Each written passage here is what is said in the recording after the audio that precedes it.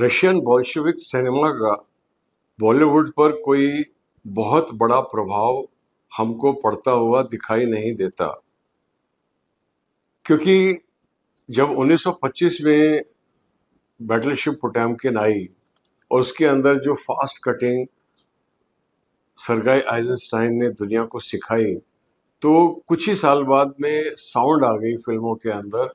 और साउंड के अंदर ये एक लिमिटेशन आके खड़ी हो गई, क्योंकि डबिंग की तो फैसिलिटी थी नहीं। जब शुरू हुई थी साउंड, सिंक में शूटिंग होती थी, तो एक बहुत बड़ी समस्या खड़ी हो गई कि जो शॉट है वो पिक्चर भी शूट करता था और साउंड भी रिकॉर्ड करता था साथ में।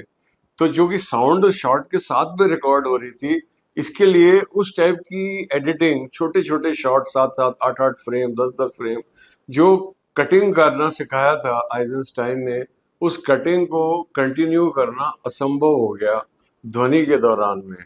लेकिन बाद में जब डबिंग आई, और आज के दौर में तो वाकई में जो आप एक्शन फिल्में देख रहे हैं, जो आप थ्रिल देख रहे हैं सिनेमा के अंदर, वो पूरी की पूरी आइजनस्टाइन स्टाइल कटिंग से ही निकल के आ रही है। लेकिन हम वापस चलते हैं 1925 के आसपास, और उस टाइम पे हिमांशु रॉय, जो कि एक बंगाली अरिस्टोक्रेटिक फैमिली में जिनका जन्म हुआ और जिनकी स्कूलिंग शांति निकेतन में हुई, और जिन्होंने कोलकाता यूनिवर्सिटी से लॉ में डिग्री ली, और उसके बाद में वो लंदन गए बैरिस्टर बनने के लिए। वहां पर उनकी निरंजन पॉल से भेंट हुई। Niranjan Pal was the son of Bipin Chandra Pal, the famous freedom fighter. उनके पुत्र थे निरंजन पाल। वो एक स्क्रीन राइटर और प्ले राइट थे। और उनके साथ जब हिमांशु रॉय की मीटिंग हुई, तो दोनों ने मिलकर फिल्में बनाने की सोची, और दोनों ने मिलकर एक फिल्म बनाई जिसका कि नाम है light of Asia. It is based on the life of Gautam Buddha. The film did not click in the west, although मतलब भाषा तो उस टाइम थी नहीं, साइलेंट फिल्म थी, तो जो भी टाइटल्स थे वो इंग्लिश में डालने थे। लेकिन इतनी ज्यादा क्लिक नहीं हुई। उसके लिए बोला गया कि the west was not interested in watching the story of a prince who became a pauper. वहां पे अगर एक पॉपर प्रिंस बन गया होता तो वो उनके लिए इंटरेस्टिंग स्टोरी थी, लेकिन एक राजकुमार भिक्षु बन गया, वो उसमें उनको बहुत एक्साइटमेंट महसूस नहीं हुआ। बहरहाल पिक्चर बेहतरीन है। और हिमांशु रॉय और निरंजन पॉल ने एक जर्मन डायरेक्टर फ्रेंज ऑस्टन, जिसको वो बर्लिन में जाके मिले, और यहाँ पर भारतीय बॉलीवुड सिनेमा का और जर्मन एक्सप्रेशनिस्टिक मूवमेंट का जो आपस में मेल हुआ, संयोग हुआ, उसकी यहाँ पर शुरुआत हुई। और फ्रेंज ऑस्टन के साथ में मिलकर हिमांशु रॉय ने light of Asia, Shiraz, throw of dice और कर्मा फिल्में बनाई। ये सारी की सारी मूक फिल्में हैं, साइलेंट फिल्में हैं। थ्रो ऑफ डाइस के दौरान में the great grand niece of Rabindranath Tagore, Devika Rani was also in London. She met Himanshu Roy, and she was chosen to play the lead in Throw of Dice. And Himanshu Roy was also a good-looking man, and Devika Rani was an attractive young girl, and they fell in love during the making of this film and got married. And they came to India in 1934 and established Bombay Talkies Limited. It was a limited company in Malad, having its own studios, having its own laboratories, having its own sound studios, and having its own technicians and actors. और इनकी जो 1936 की production है अछूत कन्या, वो देखने लायक product है। यानी कि यहाँ से हम देख सकते हैं कि किस प्रकार जिस बॉलीवुड के सिनेमा की निंदा की जाती है, भर्त्सना की जाती है, वो गोल्डन बॉलीवुड सिनेमा का जो बीज है, वो आप अछूत कन्या में देख सकते हैं। अछूत कन्या में आप देखेंगे अशोक कुमार को, a very very young Ashok Kumar, जिसको हम बोलते हैं चॉकलेट हीरो आज की तारीख में। अगर आज की जनरेशन ने अछूत कन्या के अशोक कुमार को नहीं देखा, तो उन्होंने कोई चॉकलेट हीरो नहीं देखा। ऐसा चॉकलेट हीरो ढूंढ के लाना मुश्किल है। जो अछूत कन्या के अशोक कुमार हैं, और देविका रानी एक इतनी सौंदर्य की प्रतिमा, ऊपर से वो लंदन से लौट के आई हुई हैं, और उनकी जितनी भी उस टाइम पे लंदन में ब्यूटी कल्चर रही होगी जो मुंबई तक पहुंच चुकी होगी, ब्यूटिशियंस ने और मेकअप आर्टिस्टों ने उनकी जो खूबसूरती को चार चांद लगाए हैं। और अशोक कुमार की जो मासूमियत है और उसकी जो मासूमियत की जो अट्रैक्शन है, उसमें जो चार चांद लगाए हैं, वो देखने के लायक हैं।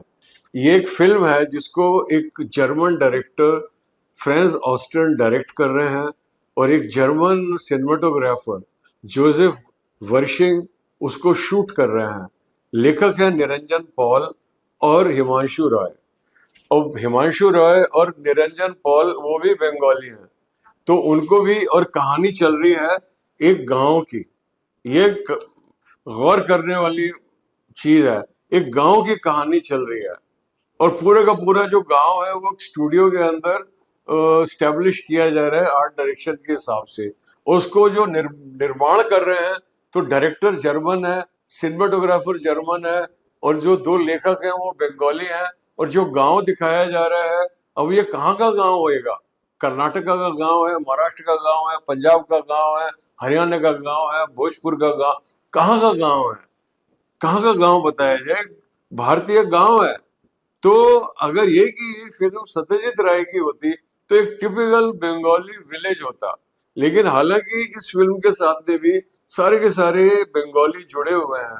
और एक तरीके से देखा जाए तो हिमांशु रॉय शांति निकेतन में पढ़े हुए हैं, और Devika Rani is the great granddaughter Rabindranath Tagore. तो देखा जाए तो रविंद्रनाथ टैगोर का आशीर्वाद बॉलीवुड को मिल रहा है बॉम्बे टॉकीज के माध्यम से। ये जो अछूत कन्या फिल्म है, और अछूत कन्या ये अपने आप में एक ऐसा विषय है। आप सोचो 1936 के हिसाब से आज भी भारत के गांव के अंदर ऐसा घटनाएं घट जाती हैं कभी कभी, कि अगर कोई दलित जो दूल्हा है वो घोड़े के ऊपर चला गया तो समाज के अंदर उपद्रव मच जाता है। इस तरीके आप समझ सकते हैं कि 1936 में क्या हालत हुई होगी। जिस वक्त महात्मा गांधी अछूत उद्धार की बात कर रहे थे, उस समय बॉम्बे टॉकीज ने इस फिल्म को बनाया।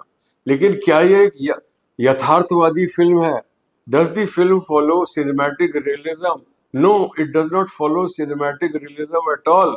It is constructing an independent reality called the Indian village, जो बाद में बॉलीवुड की फिल्मों का गांव बन गया, जहां पर कभी कभी अगर कोई संवाद गांव के जैसा बताना होगा तो वो अवधि में हो जाएगा, मोए तोए बोल के, ऐसा कुछ बोल के उसको ग्रामीण दिया जाएगा। लेकिन वो गांव जो है उसको आप ढूंढने को जाओगे भारत के नक्शे में लेके, तो वो गांव आपको कहीं नहीं मिलेगा। लोगों ने सर पे गमछे बांधे हुए, कुर्ते पहने हुए, धोती पहनी हुई है, किसी ने अचकन डाली हुई, किसी ने पजामा, इस तरह से वेशभूषा के माध्यम से, हाव भाव के माध्यम से, और छप्पर डाल के और कच्ची सड़कों से, बैलगाड़ियों से एक गांव की संरचना हुई है। ये गांव भारत का कोई भी गांव हो सकता है, ये एक यथार्थवादी गांव नहीं है।